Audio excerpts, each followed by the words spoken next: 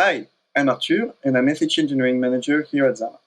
I am one of the engineers working on TFHE-rs. TFHE-rs, as you may know, is our FHE or fully homomorphic encryption library written in Rust. And we recently released the 0.70 version, which includes some new features, one of which is the compression feature.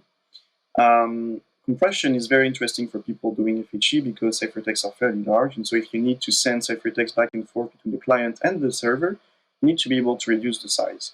And compression now allows you to send back ciphertext from the server with a much smaller size.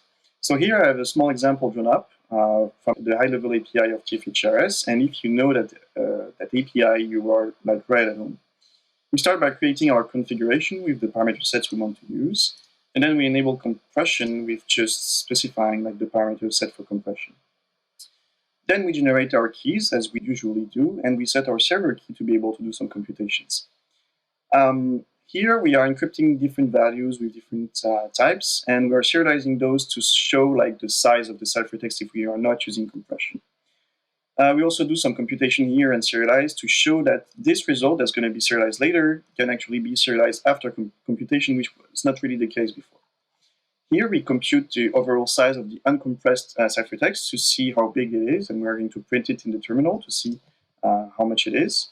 And then we're using like the new compressed ciphertext list builder that allows to actually do compression. So this builder is available directly from the CFHE module, and so it's easy to import for you in the high-level API setting. And so the way it works is a bit like a vec in Rust, where you push values, and then at the end, for the compression, we call the build function to actually compress data and return the compressed ciphertext list. Here we unwrap, but you're able to do like error management if you want to. We also serialize that compressed ciphertext list, and we get the size of that list to show how much compression is useful in that case. And we are also going to compute like the compression ratio right here by dividing the original size by the compressed size. Once this is done, we're going to deserialize the ciphertext list here as if it was received by the client after being sent by the server. And we're going to retrieve like all our values, so our addition, our various ciphertexts here. And this is done by using like this index-based API. So there are a few unwraps here to manage the fact that the index can be out of range, but you can do error management if you want, like fine error management if you want. And there is a second unwrap because we need to specify the static type that we want to get from that slot. And if the value does not conform to the static type, then we are going to get an error. Then what happens is here we decrypt and we check that the values we get back are the right values indeed to show that compression works and is not corrupting data. Here you have a few examples of errors, like if we get something that's out of range from the list, or if we get something with the wrong sign or the correct sign with the wrong number of bits. You can like check this out in our blog post that we did about 0.7.0, but here we just reproduce that for the example. And I'm going to run this example right now on my laptop. And as you can see, so I already compiled, so it's going fairly fast.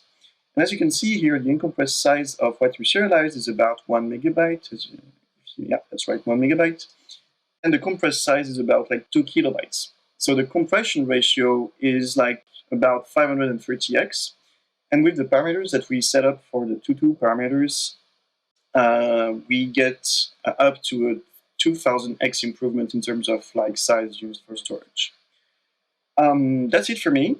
I hope this example was useful for you, and you can like get all the information you need on that either in our documentation, on our blog posts, or also the reference documentation on the rustdocs.rs website. Thank you for your attention.